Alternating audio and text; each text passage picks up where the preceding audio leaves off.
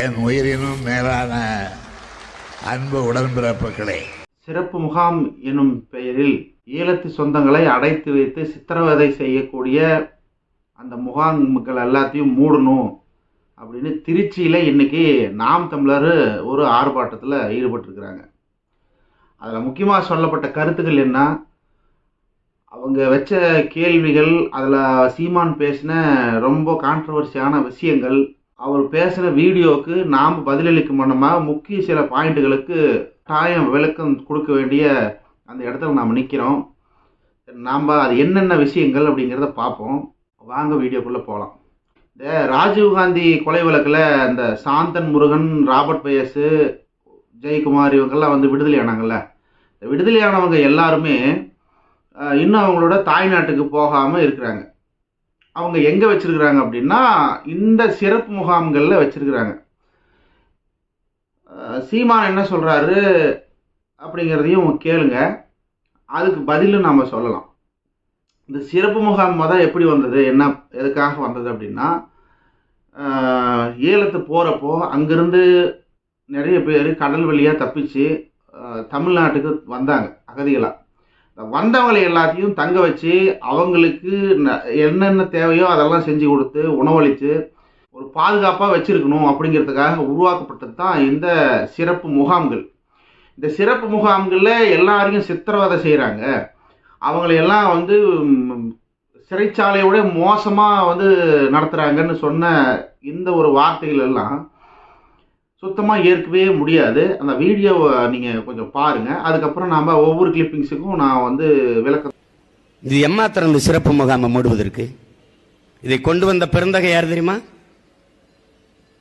என் தம்பி மணி செந்தில்லாம் குறிப்பிட்டு சொன்னார். 1990 இதை இந்த கொடுஞ்சிறையை உருவாக்கியதே பெருமகனார் ஐயா கருணாநிதி அவர்கள் தான். ஈழத் தமிழர்களுக்காகவே உருவாக்கினார். இந்த கியூ பிரான்ச்ங்கிற ஒரு பிரிவை ஈழத் தமிழர்களுக்கென்றே உருவாக்கினார். கியூ பிரான்ச் அப்படின்னு சொல்லக்கூடிய இந்த பிரிவை உருவாக்குனதே அவர் தான். சிறப்பு முகாம்களை உருவாக்குனது அவர் தான். ஆமாம், உருவாக்குனாரு, நல்ல விஷயத்துக்கு தான் உருவாக்குனாரு. அங்கேருந்து வந்து நிறைய பேர் இங்கே அகதிகளாக தங்கி இன்னைய வரைக்கும் அவங்களுக்கு எல்லா வசதிகளும் அதில் செஞ்சு கொடுக்கப்படுது. இல்லை அவங்கள வந்து அங்கே வைக்கல அப்படின்னா அவங்க வந்து வேறு நாட்டை சேர்ந்தவங்க, இலங்கையை சேர்ந்தவங்க, நம்ம நாட்டு குடியுரிமை பெறாதவங்க. அவங்கள விட்டோம்னா அடுத்தது எங்கே போகும்? அவங்களெல்லாம் வந்து தீவிரவாதத்திலையோ இல்லை வந்து வேறு ஏதாவது ஒரு கேஸ்லேயோ போட்டு அவங்கள வந்து வதைப்பாங்க. இதுதான் நடக்கும். நீங்கள் போனதுமே வந்து நீங்கள் வெளிநாடுகளில் எல்லா இடத்துலையும் நீங்கள் ஈழத்தமிழர்கள் போய் அகதிகளாக போய் இருக்கிறீங்க. போனவங்களுக்கு எல்லாத்தையும் குடியுரிமையை தூக்கி கொடுத்துட்றானா? உங்களை யாரும் சிறைப்படுத்துறது இல்லையா? முதல் இடத்துல சிறை தான் படுத்துவான். நீங்கள் யார் என்ன ஏதுன்னு தெரிஞ்ச வேட்டி தான் உங்களுக்கு வந்து குடியுரிமை கொடுப்பான். இப்போ குடியுரிமையே இல்லாமல் நீங்கள் இருக்கிறீங்க, எல்லாத்துக்கும் குடியுரிமை கொடுக்குறாங்க, நம்மளுக்கு கொடுக்க மாட்டேங்கிறாங்க. ஆமாம், அதாவது ஈழத்து மக்களுக்கு தரமாட்டாங்க. ஈழத்து மக்களை ஏன் தரமாட்டேங்கிறாங்கன்னா அங்கே இருக்கிற சிங்களர்களும் அரசியலமைப்பும் இவங்கெல்லாம் வந்து நட்புறவில் இருக்கிறாங்க. எப்படி உங்களுக்கு கொடுப்பாங்க? இப்படி ஒரு தருதல தாயிலே இந்த மாதிரி வந்து பேசிகிட்டு இருந்தா அப்புறம் எங்கேருந்து தருவாங்க? முதல்ல தமிழ்நாடு உங்கள் நாடு அப்படின்ற என் நினப்பு உங்கள் மனசுலேருந்து போகட்டும். தமிழ்நாடு ஒன்றும் உங்களுக்கு சொந்தம் கிடையாது. ஈழத்து மக்களுக்கு தமிழ்நாடு சொந்தம் கிடையாது. இலங்கையில் இருக்கிற உங்களுடைய ஈழத்து மண் தான் உங்கள் சொந்த மண். அதுதான் வந்து உண்மை. இங்கே இருக்கிறது உங்கள் சொந்தம் கிடையாது. இங்கெல்லாம் நாங்கள் வாழ்கிறோம். எங்கள் மண்ணில் உங்களுக்கு இடம் தரோம் அப்படின்றது நாங்கள் வந்து உங்களை வந்து சேஃபாக பார்த்துக்கணும், நம்ம சொந்தங்கள் அப்படின்றதுக்காக தான் 1990 கருணாநிதி அவர்களால் வந்து ஈழத்து முகாம்கள், இந்த சிறப்பு முகாம்கள் அமைக்கப்பட்டது. ஆனால் அது நல்ல நோக்கத்தின் பேரில் தான் அதை கொண்டு வரப்பட்டாங்களே தவிர உங்களை வந்து சித்திரவதைப்படுத்தணுன்ற எண்ணம் கிடையாது. இன்னைக்கு ராஜீவ்காந்தி கொலை வழக்கிலிருந்து விடுதலையானவங்களும் அங்கே தான் இருக்கிறாங்க. இந்த பேப்பர் ஒர்க்குன்னு சொல்லுவாங்க, வெளிநாடு அனுப்புறதுக்கு இவங்களுக்கான பேப்பர் ஒர்க்ஸ் எல்லாம் நடக்கணும். இங்கேருந்து அவங்க அனுப்பணும். அங்கே வந்து ஸ்ரீலங்காவுக்கு மட்டும்தான் அவங்கள அனுப்பி ஆகணும், வேறு எங்கேயும் அனுப்ப முடியாது. இங்கே பாஸ்போர்ட் கொடுத்து, இந்திய நாட்டோட பாஸ்போர்ட் கொடுத்து இங்கேருந்து இவங்க வந்து வெளிநாட்டுக்கையும் அவங்கள அனுப்ப முடியாது. ஏன்னா அவங்க இந்திய நாட்டோட குடிமகன் கிடையாது. அப்போது அவங்க நாட்டிலேருந்து பாஸ்போர்ட் பேப்பர்ஸ் எல்லாம் வரணும். அப்போ தான் அவங்க எங்கே போக விரும்புகிறாங்களோ அங்கே அனுப்ப முடியும். இல்லைன்னா இங்கிருந்து நேராக வந்து ஸ்ரீலங்காவுக்கு தான் அனுப்பணும். இங்கேருந்து நேரம் அவங்களை அனுப்பி விடுறோம் அப்படின்னா அவங்க அதை அவங்களை பிடிச்சி கொல்லவும் வாய்ப்புண்டு. இது எல்லாம் தெரியாது. ஆனால் கருணாநிதி வந்து ஈழத்து மக்களுக்கு ஆப்போசிட்டான ஆள் அப்படிங்கிறத அந்த அந்த பிம்பத்தை கட்டி கொண்டு போகிறாங்க கடைசி வரைக்குமே. நீங்கள் செய்கிறது வந்து உண்மையிலேயே வந்து ஒரு நன்றி கெட்டத்தனம். ஒரு மனுஷன் ஈழத்திலிருந்து மக்கள் வராங்க, அந்த மக்களுக்கு நல்லது செய்யணும், அங்கே மக்களுக்கு என்னென்ன தேவையோ அதெல்லாம் செய்யணும் அப்படின்னு ஒரு விஷயத்தை உருவாக்கி இன்னைக்கு ஈழ குடியிருப்புகள் இருக்குது, தமிழீழ குடியிருப்புகள் அப்படின்னு சொல்லி எங்கள் வரி பணத்தில் நீங்கள் அங்கேருந்து வந்தவங்க சிரமப்படக்கூடாதுன்னு உங்களுக்கு அங்கங்கே குடியிருப்புகளை கட்டி கொடுத்தவர் கருணாநிதி. அந்த அந்த ஈழ குடியிருப்புகள் எல்லாம் நீங்கள் பார்த்தீங்க அப்படின்னா அதில் பெரிய போர்டே வச்சுருப்பாங்க யார் கட்டினது அப்படின்னு. நன்றி கெட்ட ஜென்மங்களாக நீங்கள் மாறிட்டீங்க இந்த தருதலை தாயேலி கூட சேர்ந்து இவனோட. ஏன்னா நீங்கள் இங்கே என்ன நடக்குது அப்படின்னு வெளிநாட்டில் இருக்கிற ஈழத்தமிழனுக்கு தெரியாது. தமிழ்நாட்டில் தமிழர்கள் எப்படி இருக்கிறாங்க, ஈழத்தமிழர்கள் எப்படி வாழ்கிறாங்க, அவங்களுக்கு என்னென்ன நல்ல விஷயங்களை செஞ்சு கொடுத்தாங்க அப்படிங்கிற விஷயம் வெளிநாட்டில் இருக்கிற ஈழத்தமிழர்களுக்கு தெரியாது. எங்களை மாதிரி ஆள் சொன்னால் தான் முடியும். இந்த நாய் வந்து சிறப்பு முகாமில் போட்டு எல்லாத்தையும் சிதைக்கிறாங்க அப்படின்னு இவன் பதிவிடுற விஷயம் வந்து உண்மையிலேயே வந்து கண்டிக்கத்தக்கது. இந்த மண்ணுக்காகவும் மக்களுக்காகவும் பல நன்மை செஞ்ச கருணாநிதி அவர்களை ஈழத்துக்கு ஆப்போசிட்டாகவே கொண்டு போகிறான் பாருங்க. அந்த விஷயத்தை வந்து நம்ம உண்மையில கண்டிக்கிறோம். இது வந்து தமிழக அரசாங்கம் இந்த நாயை வந்து இன்னும் பேச விட்டுட்டு இருக்கிறதுங்கிறது ஒரு வருத்த மதிப்புள்ள செயல் தான். நம்ம இந்த வீடியோக்குள்ள போகலாம், கண்டென்ட் விட்டு இங்கே போற மாதிரி இருக்குது. என்னுடைய வழிபாட்டு தலங்கள், சிவன் முருகன் வழிபாட்டு தலங்கள் தகர்த்தெறியப்பட்டு புத்த விகாரங்கள், புத்த சிலைகள் நிறுவப்படுது. இங்கே இந்து என்று பேசுகிற பெருமக்கள் ஏன் முருகன் சிலை இடிப்பதை தடுப்பதில்லை? ஏன் சிவன் கோயிலை இடிப்பதை தடுப்பதில்லை? ஏனென்றால் சிவனும் முருகனும் இந்து இல்லை. இந்தியாவில் இருக்கிறவங்க இலங்கையில் நடக்கிற கோயில் இடிப்பு, முருகன் சிலையை இடிக்கிறது, சிவன் சிலையை எடுக்கிறத இதை ஏன் இவங்க கேட்க மாட்டேங்கிறாங்க? இந்த நாய்க்கு நம்ம எவ்வளோ சொல்கிறது? இதுங்கெல்லாம் வந்து புத்தி கெட்டு ஒரு ஒரு ஒரு அடிப்படை அறிவுங்கிறத கூட இல்லாமல் இதுங்கெல்லாம் எப்படி அரசியல் தலைவர் ஆச்சு அப்படிங்கிறது ஒரு மிகப்பெரிய ஒரு கேள்விக்குறியாகவே இருக்குது. அது இலங்கடா, அது தனி நாடுறா, இந்தியா தனி நாடுறா. இங்கே இருக்கிறவன் அங்கே அப்புறம் கேட்பான். சிவன் சிலை இடித்தாலும் சரி, நீங்கள் வந்து முருகன் சிலை இடித்தாலும் சரி, கோயில் இடித்தாலும் சரி, எதை இடித்தாலும் நாம் கேட்க முடியாது. பாபர் மசூதி புராதனமான மசூதி, 500 வருஷத்துக்கு பழமையானதுங்கிறாங்க, பாபர் கட்டினதுன்னு சொல்கிறாங்க. அந்த மசூதி இடித்து நீங்கள் ராமர் கோயிலை கட்டிருக்கிறீங்க. உடனே அங்கே போய் கேட்பியா? அங்கே மசூதி இடிச்சிட்டாங்க, நீ ஏன் வந்து அதை தடுக்கலை அப்படின்னு மெக்காலி மெடினாலையும் அங்கே இருக்கிற அதிபர்களை போய் கேட்பியா? பைத்தியக்காரனாய. இந்திய நாட்டுக்கு கட்டுப்பட்ட பகுதி, இங்கே இருக்கிற மக்கள் தான் தீர்மானிக்கணும் எதை வேணும் வேணான்னு. அங்கே இருக்கிற மக்கள் தான் தீர்மானம் பண்ணணும் அது வேணுமா வேணாமன்னு. உன் போராட்ட மயிரை கொண்டு போய் அங்கே காட்டு, உன் கூட்டத்தை உன் பேச்சை கொண்டு போய் நீ ஈழத்தில் போராடு. உனக்கு அவ்வளோ இது இருந்தா உன்னால் அந்த அந்த தைரியம் இருக்கு அவனுக்கு அங்கே போய் போராடுறதுக்கு. இங்கே தான் என்ன கத்துவ நீ? ராஜபக்சேக்கு இணையா இவரை பார்க்குறாராம், கருணாநிதியை பார்க்குறாராம். இந்த நாய் எந்த செருப்பில் அடிக்கிறது? இன்னொரு விஷயம் இருக்கு, பார்க்கலாம். இலங்கையிலிருந்து ஈழத்திலிருந்து இடம்பெயர்ந்து வந்த நாங்கள் இந்துக்களா இல்லையா? எங்களுக்கு ஏன் குடியுரிமை இல்லை? இதுதான் கேள்வி. இல்ல, ஏன் நான் இந்து இல்ல? அவனுக்கு நல்லா தெரியுது. அவன் புத்த மதத்தை ஏற்றவன், பௌத்தன், அவனுக்கு கொடுத்திருக்க. நீ சொல்ற இந்து மதத்தை ஏற்றவன், நீ சொல்ற சிவன் முருகனை வழிபடுகிறவன், எனக்கு ஏன் இந்த தரமாற்ற? குடியுரிமையை ஏன் கொடுக்க மாட்டேங்கிறீங்க? இஸ்லாமியர்களுக்கு குடியுரிமை கொடுக்கறது இல்லை. இஸ்லாமியர்களுக்கு குடியுரிமை கொடுக்கக்கூடாது, கொடுக்கணுங்கிறத நாமளும் சொல்கிறோம். அவங்களுக்கு இல்லை, எல்லாருக்கும் கொடுங்க, வந்து ஒரு சில காலம் இங்கேயே வாழ்கிறவங்களுக்கு கொடுங்க அப்படிங்கிறத நாமளும் சொல்கிறோம். ஆனால் அரசியலமைப்பு சட்டம் இன்னைக்கு இருக்கிற அரசாங்கத்தோட கொள்கைகள் என்னன்றதையும் பார்க்கணும். இப்போ அவங்க கொள்கை வந்து அவங்க வந்து இஸ்லாமியர்களுக்கு கொடுக்க மாட்டேன் அப்படின்னு இருக்கிறாங்க.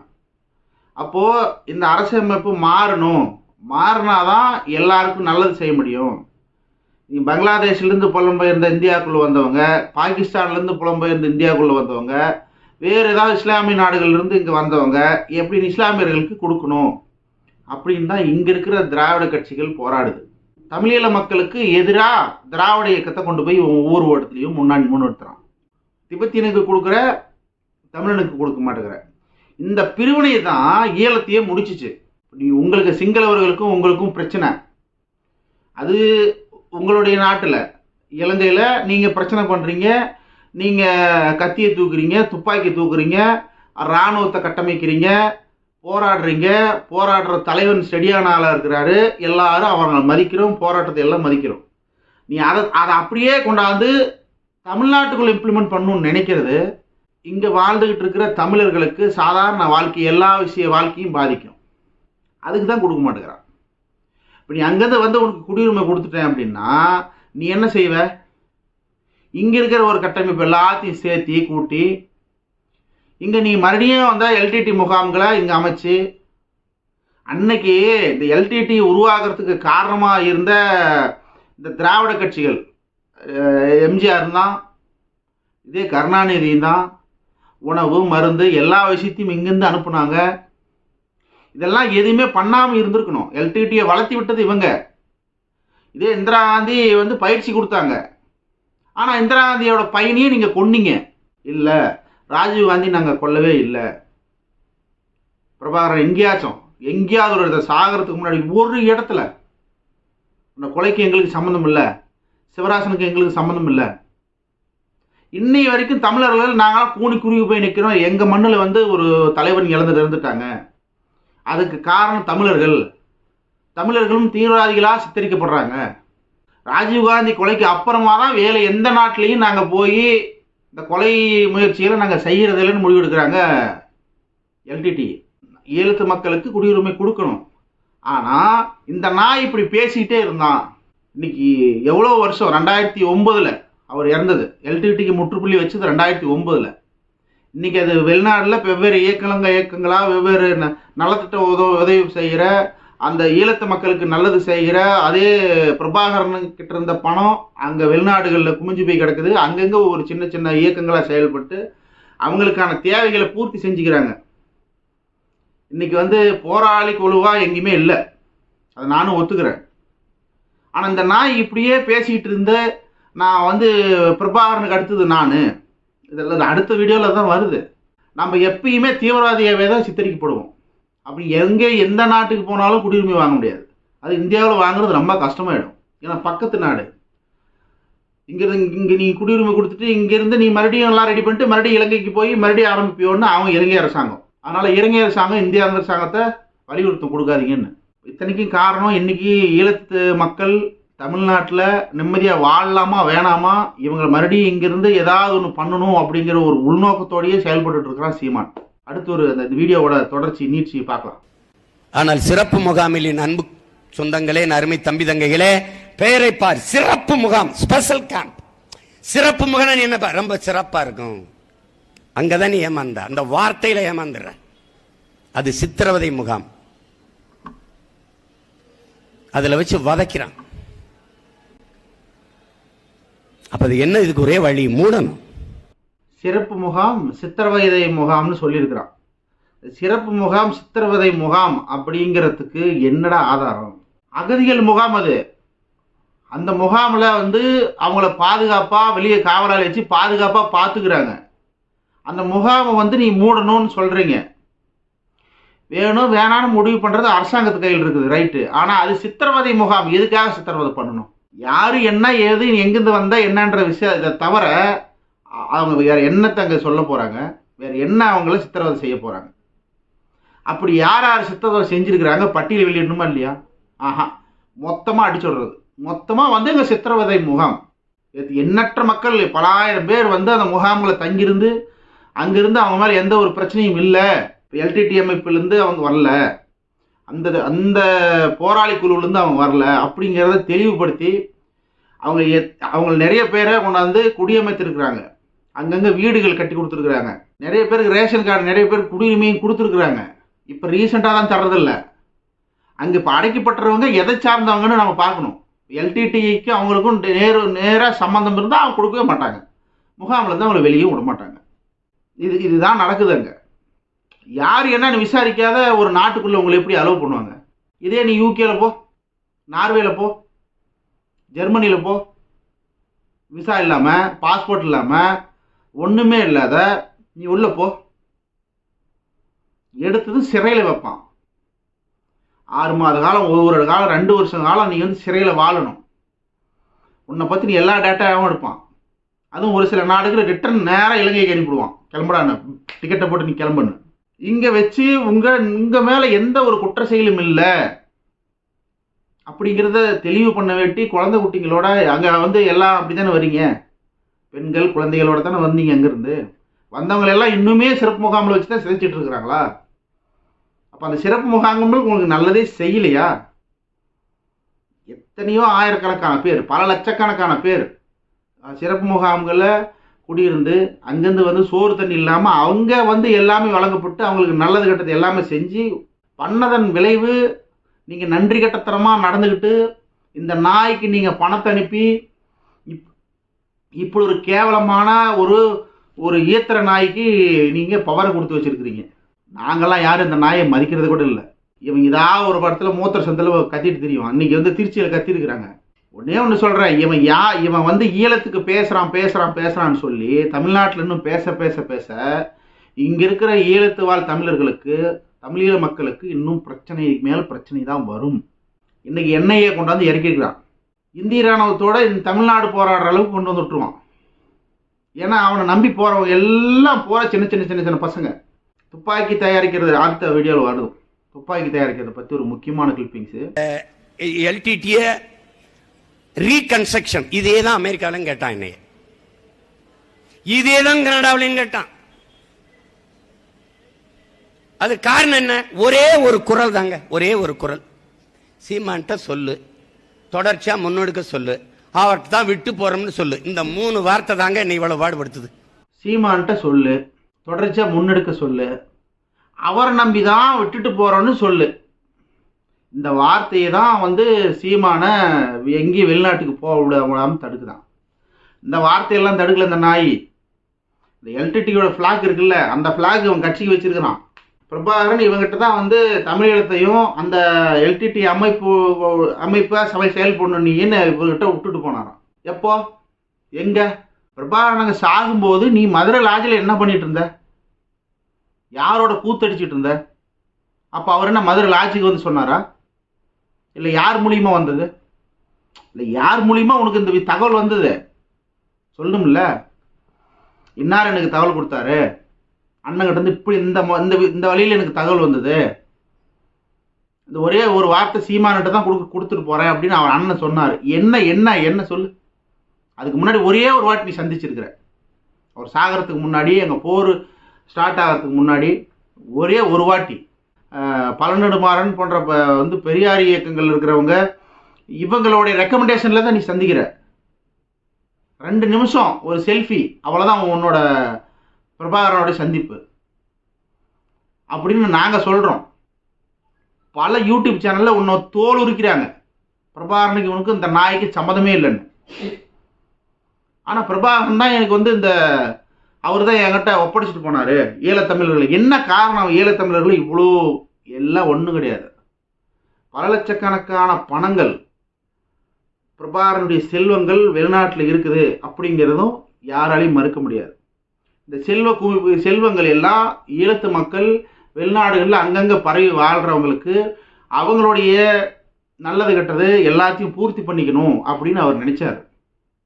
அதற்கு அங்கங்கே சின்ன ஒரு அமைப்பு, தமிழர் அமைப்புன்னு உருவாக்கணும்னு நினைச்சார். இதெல்லாம் வெளிநாட்டில் அவர் உயிரோடு இருந்தப்பயே நடந்தது. அது மூலிமா அங்கே இருக்கிற இலங்கை வாழ் தமிழர்களுக்கு அவங்கவுங்கள நல்லதுகளுக்கு அவங்கவுங்களோட விஷயங்களுக்கு பயன்படுத்திக்கிட்டாங்க. அந்த தொகையிலிருந்து நம்மளுக்கு யாராச்சும் பிச்சை போட மாட்டாங்களா? நான் பிரபாகரன் பிள்ளைன்னா பிரபாகரனுக்கு தான் பத்தால அவங்க அம்மா. இவன் யாருக்கு வேணால் பிள்ளையா இருந்துட்டு போட்டோம், யாருக்கு பெற்றாங்கன்றது அண்ணம்மாவை தான் கேட்கணும்.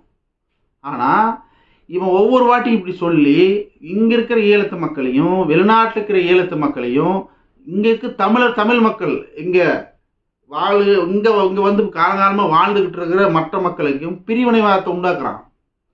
தெலுங்கர்கள், கன்னடர்கள் இவங்களுக்கும் இந்த தமிழர்களுக்குமான சண்டையை மூட்டி விடுறான். அங்கே நீங்கள் சிங்களவர்களும் தமிழர்களும் ஒத்துமையாக இல்லை, மக்களே ஒத்துமையாக இல்லை. நீங்கள் அடிச்சுக்கிட்டு செத்தீங்க, அது உங்கள் பிரச்சனை. ஆனால் இங்கே எல்லாரும் ஒட்டுனா கூடி மாமா மச்சான வாழ்கிறோம். அதே பிரச்சனையை கொண்டாந்து இங்கேயும் திணிக்கிறாங்க. இவனுடைய பேச்சுக்கள் அப்படி தான் இருக்குது. இது தமிழக அரசாங்கத்துக்கு இந்த வீடியோலாம் போகணும். இப்போ நான் பேசுகிறது என்னுடைய கருத்துக்கள், இந்த விஷயங்களை வந்து நீங்கள் இந்த வீடியோ வந்து நிறைய பேருக்கு ஷேர் பண்ணணும். அரசாங்கத்துக்கு போய் சேரணும். இந்த அரசாங்கம் ஏன் இதெல்லாம் பார்த்துட்டு சும்மா இருக்குதுன்னு தெரியல. அடுத்து இன்னொரு கிளிப்பிங் இருக்குது, இது வீடியோ நீட்சி, அதையும் பார்த்துடலாம். ஆனால் அந்த எங்கள் ஊரில் ஒருத்தன் தென்னகம் விஷ்ணுன்னு இருக்கான, அவன்லாம் ஒரு பரிதாபத்துக்குரியவன். அவன் களை கொட்டு மண்வெட்டியே பார்த்துருக்க மாட்டான். அவனை போய் நீ துப்பாக்கி செஞ்சியா, அது செஞ்சியா, அது டிசைன் பண்ணி கொடுத்த மணி செந்திலுக்குமா எல்லாம் இங்கே இருக்கான். டிசைன் பண்ணி கொடுத்த மணி செந்தில்லாம் இங்கே இருக்கிறானா. இவங்க துப்பாக்கியை செஞ்சிருக்கிறாங்க அப்படின்னு சீமானே ஒத்துக்கிறான். என்ஐஏக்கு ஒரு அருமையான வந்து ஒரு வாக்குமூலம் கொடுத்துருக்குறாங்க. சீமான் வந்து துப்பாக்கி குண்டையும் செய்ய சொல்கிறாங்க. இங்கே அந்த இயக்கத்தில் எல்டிடி இயக்கத்தில் இருக்கிறவங்க மாதிரியே இவங்களும் வந்து இவங்களுடைய இந்த செந்தில் மணிங்கிறவங்க தான் அதை டிசைன் பண்ணி கொடுத்தாங்க அப்படின்னு அவனே ஒத்துக்கிறான். இப்போ என்ஐஏ 5ஆம் தேதி கூப்பிட்டுருக்குது. நான் இது 3ஆம் தேதி நினைக்கிறேன் நான் அந்த வீடியோ பேசிகிட்டு இருக்குது. இன்னும் 2 நாளில் என்ஐஏ கூப்பிட்டுருக்குது, இவங்க எல்லாத்தையும் கூப்பிட்டுருக்குது. இந்த வீடியோ என்ஐஏக்கு ரொம்ப தேவைப்படும். இவன் ஒவ்வொரு இடத்துலையும் வாய் விட்டு இவனே மாட்டிக்கிறான். இவன் வாய் தான் இவனுக்கு கேடு. மணி செந்தில் அவங்க 2 பேரும் வந்து யாருன்னு நம்மளுக்கு தெரியாது. ஆனால் இந்த நாம் தமிழர் கட்சியில் இருக்கிறாங்கன்றது தெல்ல தெளிவாக தெரியுது. அவன்லாம் இங்கே இருக்கிறான்னா அவன் பேசுகிற மேடைக்கு முன்னாடி உட்காந்துருக்கிறான். அவன் காட்டுற இடத்துல ஹுமாயூன் இருக்கிறான். அப்போ ஹுமாயூனையும் நீ என்ஐஏல தூக்கி போடணும், என்ஐஏல அவனையும் விசாரிக்கணும். அது வந்து தீவிரவாத அமைப்பாக அங்கே இருக்கிற அரசாங்கத்தால் பார்க்கப்பட்டது. அதே கண்ணோட்டத்தால் நாம் தமிழரையும் பார்க்கணும். இது சும்மா சின்ன விஷயமா விடக்கூடாது. என்ஐஏ எடுத்திருக்குது அப்படின்னா தமிழ்நாட்டுடைய அமைதியை சீர்குலைக்கிறதுக்கு சமம். இது வந்து அரசாங்கம் விட்டு கவனிக்கணும். துப்பாக்கி ஒருத்தன் வந்து தயாரிக்க, ஒரு அரசியல் அமைப்பில் இருக்கிறவன் தயாரிக்க, அந்த தொண்டர்களை வச்சு தயாரிக்க ஆரம்பிக்கிறான் அப்படின்னாவே அது வந்து ஒட்டுமொத்த தமிழ் மக்களும் வந்து எல்லாரையும் தீவிரவாதின்ற ஒரு சித்தரிக்கிற மாதிரியான ஒரு விஷயத்தை கொண்டு போய் விடும். ஏற்கனவே இலங்கை ஈழத்தில் தமிழர்களுக்கு நடந்த, அப்பாவி தமிழ் மக்களுக்கு நடந்த, நான் சொல்கிறது போராளிகள் கிடையாது, அப்பாவிகள். அவங்க அங்கே விவசாயம் பண்ணிட்டு தன்னோட நிலம் உடைமைகள் எல்லாத்தையும் விட்டுட்டு வெளிநாட்டுக்கு தப்பி ஓடினாங்க பாருங்க. அங்கே இருக்கவே வாழ்க்கையே வாழ முடியாது. அந்த சூழ்நிலை தமிழ்நாட்டுக்கு வருங்கிறேன். ஓமலூரில் நடந்துருக்கு இந்த விஷயங்கிறத எனக்கு வந்து பரிதாபமான செயல். ஏன்னா எங்கள் ஊருக்கு பக்கத்தில் இந்த விஷயம் எனக்கு தெரியவே தெரியாது. இப்போ பக்கமாக தான் எனக்கு தெரியும். 2022 குண்டும் துப்பாக்கியும் தயாரிக்க ஆரம்பிச்சிருக்கிறாங்க. அது அந்த சமயத்தில் வந்து மாமா பையன் நம்ம துரைமுருகன் வந்து ஜெயிலில் இருந்திருக்கிறான். அதை சம்மந்தப்பட்டு துரைமுருகனுக்கு சம்மன் கொடுத்துருக்குறாங்கன்னா துரைமுருகன் இறங்கி அதில் வேலை செய்யலை, துரைமுருகனால் செய்யப்படப்பட்டாங்கன்னு தான் நாம் எடுத்துக்கணும். இப்போ இவங்களே ஒத்துக்கிட்டு இருக்கிறாங்க. இப்போ இந்த வீடியோட நீட்சி இன்னும் இருக்குது, அதையும் பார்க்கலாம் வாங்க. அதெல்லாம் சொல்லக்கூடாது, செய்யணும். அது என்னன்னா, ஒன்று தான் நான் தம்பிக்குமா என்கிட்ட எல்லாம் சொல்லிட்டு இருந்தேன், நோக்கம் இருந்தால் செய்யலாம். நீ விடுதலை புலிகளை அழிச்சாச்சுல்ல, ஒருத்தருமே இல்லை, எதுக்கு தடை? அவன் கேட்பான், இல்லாத இயக்கத்துக்கு எதுக்கு தடை? இல்லாத இயக்கத்திற்கு எதுக்கு தடை? விடுதலை புலிகள் சுத்தமாக அழிக்கப்பட்டுருச்சு, எங்கேயுமே இல்லை. 2009 இன்னைக்கு என்ன வருஷம் முடிஞ்சு. அப்போது இத்தனை வருஷ காலத்தில் விடுதலை புலிகள் எங்கேயுமே மீட்டுருவாக்கம் செய்யப்படல. அப்புறம் இல்லாத இதுக்கு எதுக்கு தடை? அந்த தடையை உடைச்சு விடு.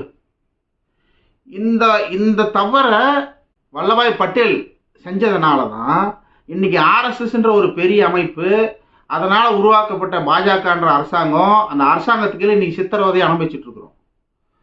பட்டேல் மட்டும் அந்த ஆர்எஸ்எஸ் வந்து தடை செய்யப்பட்டப்ப அதை அப்படியே அவர் வந்து மறுபடியும் அதை ரிலீஸ் பண்ணணும், அந்த தடையை நீக்கணும்னு அவர் சொல்லி நீக்காமல் மட்டும் இருந்தாங்கன்னா ஆர்எஸ்எஸ் அப்படியே குழி தோண்டி படைச்சிருப்பாங்க இந்தியாவில்.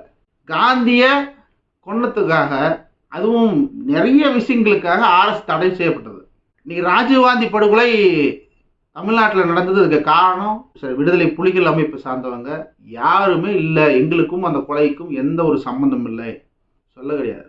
ஏன் ராஜீவ்காந்தி என்ன அவ்வளோ பெரிய தலைவரா? ஆனால் அவ்வளோ பெரிய இந்தியாவுக்கு அவ்வளோ பெரிய தியாகியா? அதெல்லாம் கிடையாது. நேருவின் குடும்பம், முன்னாள் பிரதமரின் மகன், இந்திரா காந்தியோட மகன். நாங்கள் எல்லோரும் பெரிதாக விரும்பக்கூடிய காங்கிரஸ் அரசாங்கத்தை கரெக்டாக நடத்திட்டு போகிற ஒரு அருமையான தலைவன். ஈழத்து போகிற ராஜீவ்காந்தி உயிரோடு இருந்தால் அவர் நிறுத்தியிருப்பார். இன்றைக்கி பிரபாகரன் வந்து இந்த ஈழத்தை வந்து ஆண்டுட்டு இருந்திருக்கலாம். ஆனால் நீங்கள் உங்கள் தேவைக்கு, பண தேவைக்காகவோ இல்லை என்ன தேவைக்காகவோ நீங்கள் ராஜீவ்காந்தி கொண்டீங்கன்னு நம்மளுக்கு தெரியல. இல்லைன்னு யாரும் சொல்லலை. பல முறை ப்ரெஸ் மீட்டு இதே டைரக்டாக பிரபாகரனே ப்ரெஸ் மீட்டில் உட்கார்றாரு. ராஜீவ்காந்தி கொலையை பற்றி கேள்வியும் கேட்குறாங்க. ஒரே ஒரு வார்த்தை அவர் வாயிலிருந்து, அந்த கொலைக்கும் எங்களுக்கும் எந்த ஒரு சம்பந்தமும் இல்லை, அந்த ஒரு வார்த்தையை சொல்லியிருந்தா இன்னைக்கு தமிழர்கள் எல்லாம் கொலைகார கும்பல் அப்படிங்கிற முத்திரை குத்தப்படுது. ராஜீவ்காந்தி கொலை வழக்கு தமிழர்கள் தான் கொண்டாங்க, மொத்தமாக தமிழர்களுங்கிறான். அந்த பேர் எங்களுக்கு இல்லாமல் இருந்திருக்கும். சொல்லவே இல்லை. அப்போ நீங்கள் தான் கொன்னீங்க. இந்த பழியை நாங்களும் ஏற்றுக்கிற மாதிரி தான் ஆகிப்போச்சு. என்ஐஏ பயங்கர பிரச்சனை. நல்லா அருமையாக வச்சு செஞ்சிருவாங்க. ஒரு சின்ன துரும்பு மாட்டிச்சுன்னா போதும், மொத்த கூட்டத்தையும் தூக்கி உள்ளே வச்சிருவாங்க. ஒரு விஷயத்த சொல்லியிருக்கிறான், துப்பாக்கி செஞ்சாங்க, அதுக்கு டிசைன் போட்டு கொடுத்தவன் இருக்கிறான் அப்படின்னு சொல்லிட்டாங்க. சீமானுக்கு அவன் பொண்டாட்டி, அவன் பிள்ளைங்க, அவனுடைய சொத்துக்கள் அதெல்லாம் சேர்த்தணும்னா ஈழத்து மக்கள் தேவை. ஒரு காமெடி பீஸு சீமான்.